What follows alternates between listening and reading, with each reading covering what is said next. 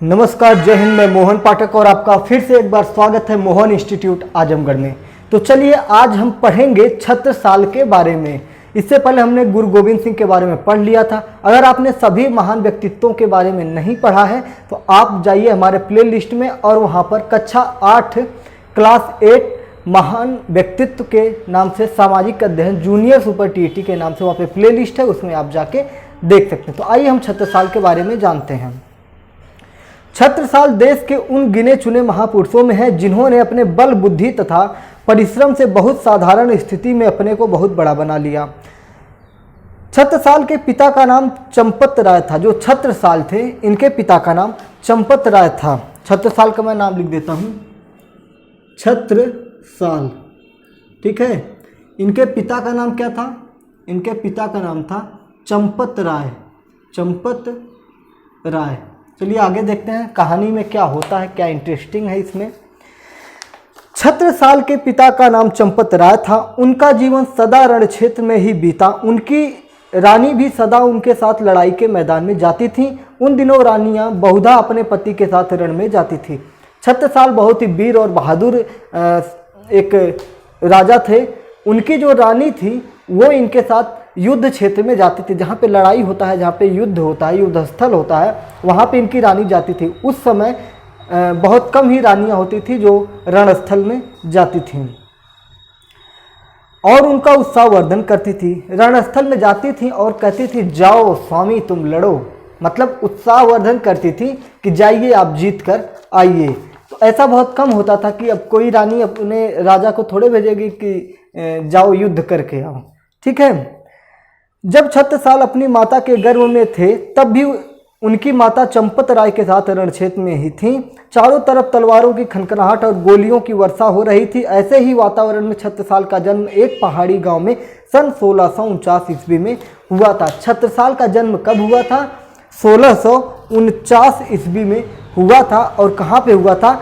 जब इनका जन्म हुआ तो उस समय युद्ध चल रहा था और उनकी माता भी युद्ध क्षेत्र में ही थी और उस समय वहाँ पे तलवार की टनटनाहट और गोली बारूद चल रहा था। तोपों के गोले धाड़ धाड़ छूट रहे थे और उसी बीच में इनकी किलकारियाँ गूंजती है। किसकी?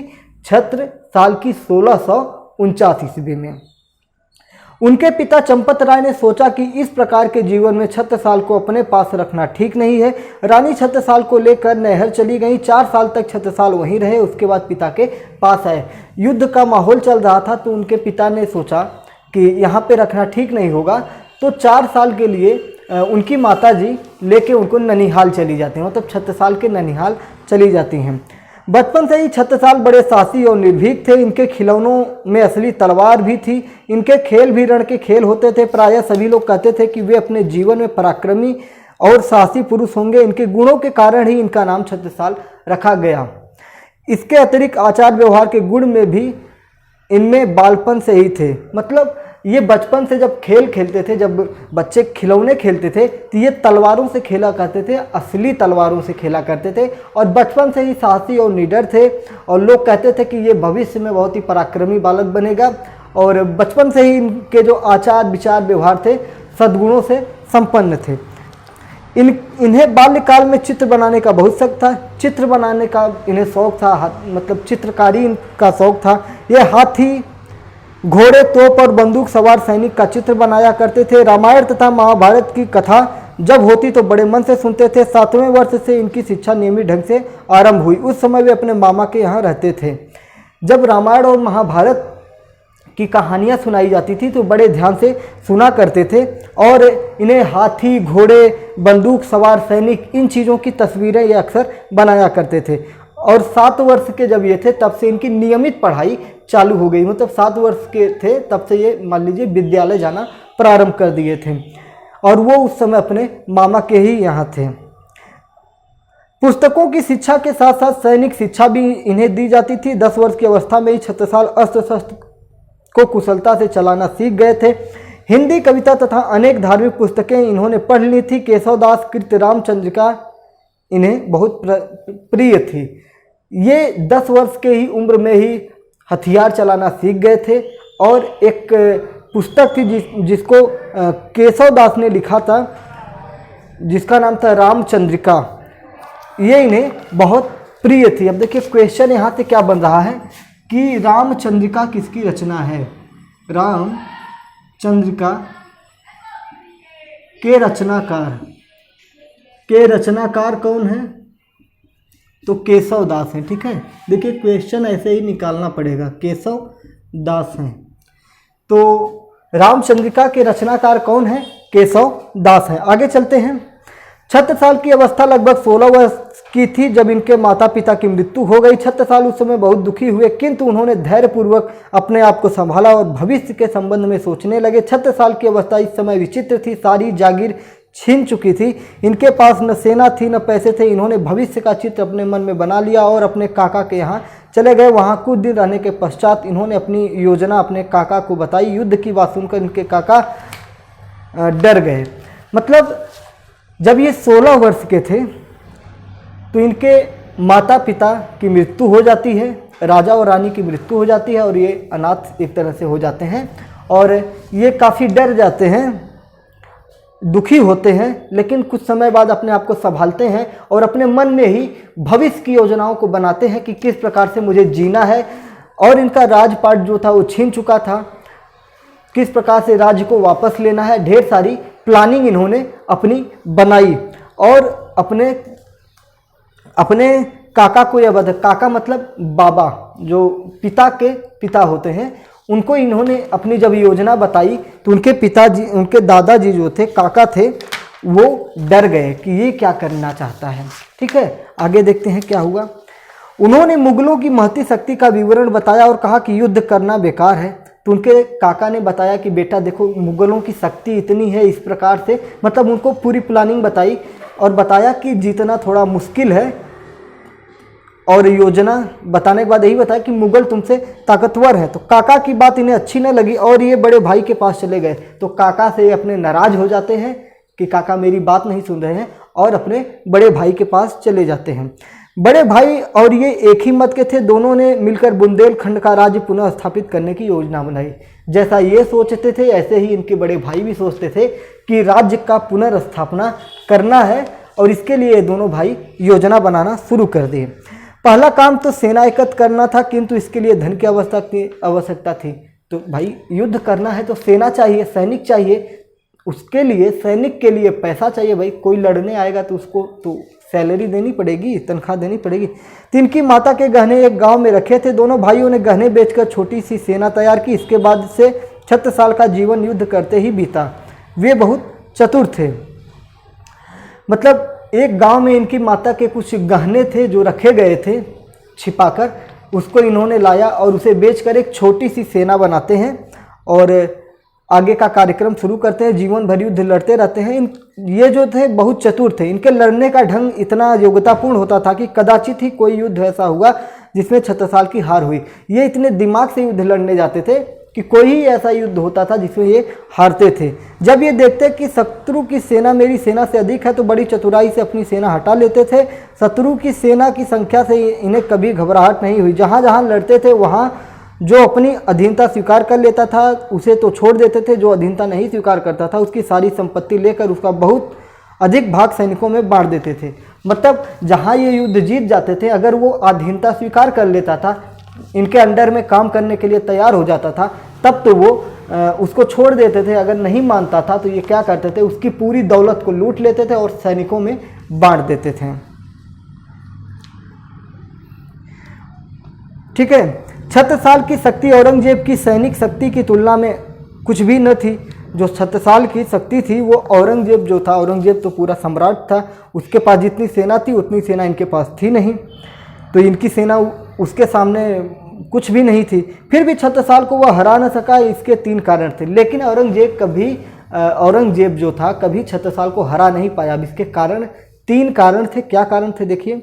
पहली बात तो यह थी कि छत्रसाल के लड़ने का ढंग बहुत कौशलपूर्ण था। ये और इनके भाई सेना का संचालन करते थे। ये पहाड़ी प्रदेशों में लड़ते थे।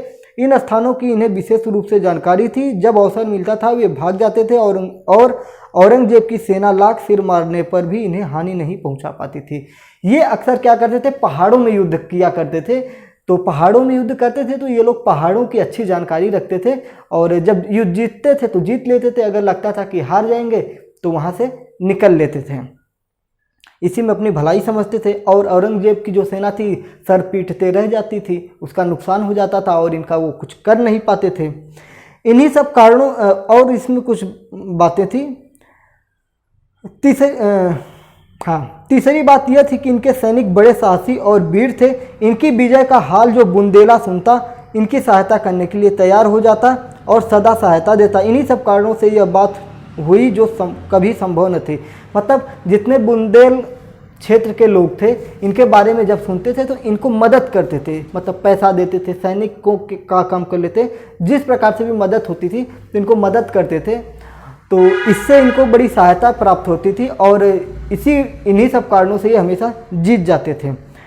और वह यह थी कि बड़े बड़े सेनापति औरंगजेब की ओर से आए। अनेक स्थानों पर वे छत्रसाल से लड़े परंतु कहीं किसी युद्ध में विजय न पा सके। छत्रसाल सदा विजयी रहे।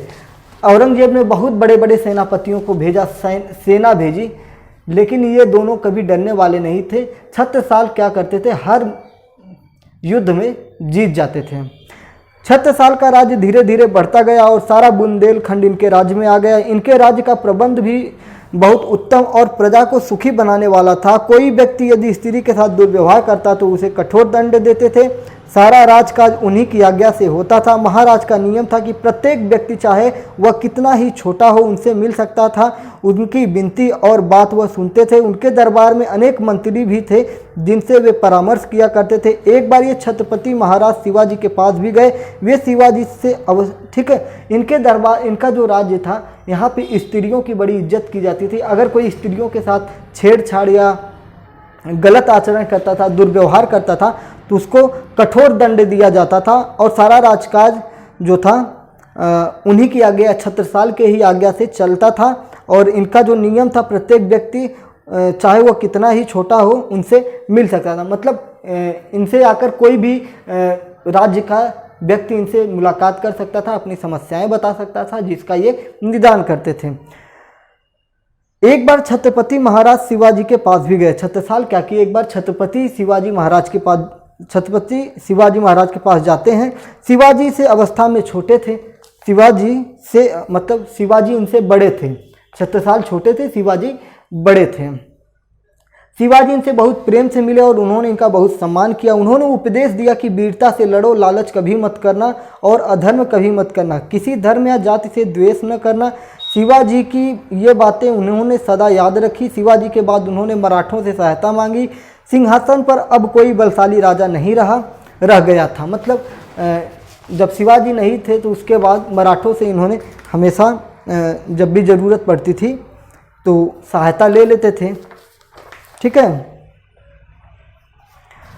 मुगल राज्य के वंशजों में ही झगड़ा हो रहा था। छत्रसाल को भी इस समय अपने राज्य की रक्षा के लिए लड़ना पड़ा। छत्रसाल बूढ़े हो गए चले थे, वीरता और साहस से इनका साथ न छोड़ा था, फिर भी इस समय इन्हें सहायता की आवश्यकता आ पड़ी। इसलिए उन्होंने पेशवा बाजीराव से सहायता मांगी और उन्होंने सहायता दी। ये जब बुजुर्ग हो गए थे तो मुगलों में आपस में ही अपना लफड़ा चल रहा था, तो इनको भी दिक्कत हो रही थी। तो इन्हें जब ज़रूरत पड़ी कि अब मुझे सहायता की ज़रूरत है तो इन्होंने पेशवा बाजीराव सिंघम वाला बाजीराव, ठीक है, बाजीराव से इन्होंने सहायता मांगी और उन्होंने सहायता इनकी की भी। महाराज छत्रसाल कविता और साहित्य के प्रेमी थे। कविता और साहित्य का प्रेम मतलब रुचि थी उसमें इनकी। उनके दरबार में सदा अच्छे अच्छे कवि रहते थे और सदा उन्हें पुरस्कार मिलता रहता। कवियों का यह कितना सम्मान करते थे इसका पता एक घटना से लग सकता है। भूषण कविराज शिवाजी के यहाँ रहते थे। एक बार छत्रसाल के यहाँ आए, जब वे इनके महल के निकट पहुँचे छत्रसाल बाहर आए और आगे जाकर भूषण की पालकी में अपना कंधा भी लगा दिया। जो ही भूषण को पता लगा वे तुरंत ही कूद पड़े, बोले महाराज यह आपने क्या किया। छत्रसाल ने उत्तर दिया, आप जैसे महान कवि का सम्मान शिवाजी महाराज के यहाँ होता है, मैं उनकी समता कैसे कर सकता हूँ, मैं इसी प्रकार आपका सम्मान कर सका। शिवाजी की मृत्यु के बाद भूषण छत्रसाल के यहाँ अनेक बार आए। भूषण ने छत्रसाल की प्रशंसा में छत्रसाल दशक नामक काव्य की रचना की। जो ये क्या थे, कवियों का बहुत सम्मान करते थे। तो भूषण कविराज जो एक भूषण नाम के कवि थे, बहुत ही महान विद्वान थे, बहुत ही बढ़िया कवि थे, रचनाकार थे। तो ये शिवाजी के यहाँ रहते थे। जब शिवाजी नहीं रहे तो उसके बाद ये छत्रसाल के यहाँ आया करते थे। तो एक बार की घटना ये है कि भूषण आ रहे थे तो पालकी मतलब डोली में आते थे ना, तब तो गाड़ी वगैरह थी नहीं, तो डोली में आ रहे थे। तो छत्रसाल ने क्या किया, गए और एक तरफ से डोली का जो बांस होता है उसको अपने कंधे पर रख लिया। तो भूषण को जैसे ही पता चला कि राजा ने डोली उठाई है, तुरंत ही एक डोली से कूद जाते हैं और हाथ जोड़ के कहते हैं महाराज आप ये क्या कर रहे हैं। तो छत्रसाल कहते हैं कि कविराज आप इतने महान विद्वान हैं और आप शिवाजी के प्रिय थे, क्योंकि शिवाजी इनको बहुत प्यार करते थे। जब आप शिवाजी के इतने प्रिय थे तो आपका सम्मान करना बहुत ज़रूरी था, और आपका सम्मान करना इससे ज़्यादा बेहतर मुझे नहीं लगा कि आपके डोली को मैं कंधा दूं। तो इस चीज़ से पता चलता है कि इनके अंदर कवियों के प्रति कितना प्रेम और सम्मान था। और उन्हीं के सम्मान में, उन्हीं के प्रशंसा में भूषण ने छत्रसाल दशक नामक काव्य की रचना की। देखिए हमारा क्वेश्चन आ गया, छत्रसाल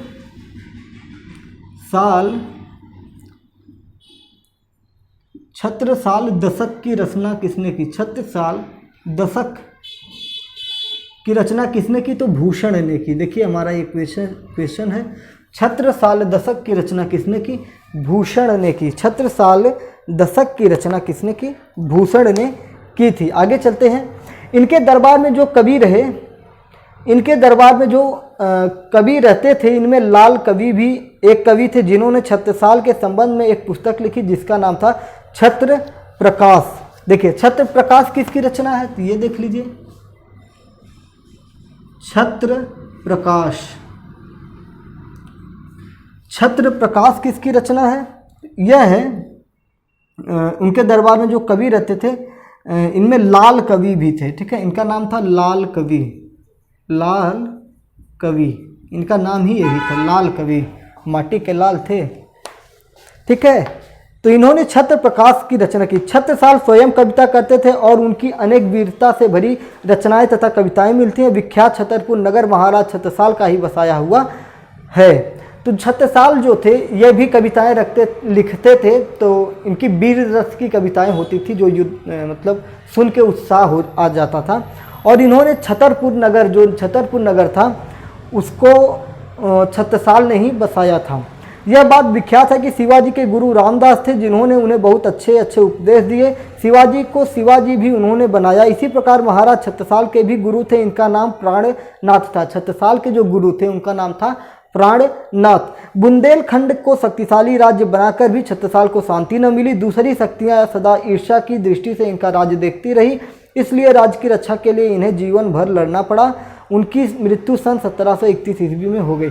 मतलब इन्होंने बुंदेलखंड को काफ़ी शक्तिशाली बनाया, ताकतवर बनाकर राज्य कर रहे थे, लेकिन वहाँ पे इनको शांति नहीं प्राप्त हो सकी, क्योंकि अन्य जो पड़ोसी राजा थे, मुगल थे और भी जो राजा थे, इनसे ईर्ष्या करते थे, क्योंकि ये अकेले स्वतंत्र रूप से अपने ढंग से अपने राज को संचालित करते थे, किसी की स्वाधीनता नहीं स्वीकार करते थे। सबसे कोई युद्ध ललकारता था तो उससे युद्ध कर लेते थे। तो इस प्रकार से इन्होंने अपने राज्य का संचालन किया और जीवन भर बुंदेलखंड को शक्तिशाली बनाए रखा। और इसी प्रकार से उन्होंने अपनी राज्य की सेवा करते हुए उनकी मृत्यु 1731 ईस्वी में हो जाती है। तो ये महाराज छत्रसाल के बारे में हमने पढ़ा। फिर अगले टॉपिक पे हम पढ़ेंगे टीपू सुल्तान के बारे में, जो आपका 15वां लेसन होगा। तो इसी तरह बने रहिए हमारे साथ। पूरी किताब हम आपको ये पढ़ा के क्वेश्चन जो होंगे उनको हम निकालेंगे। देखिए अभी तक जितना हमने लेसन पढ़ाया 15-20 क्वेश्चन अभी तक हमने निकाला है। तो आप अगर एक बार फिर वीडियो देख लेंगे तो आपको मदद मिल जाएगी। चलिए फिर मिलते हैं, तब तक के लिए जय हिंद।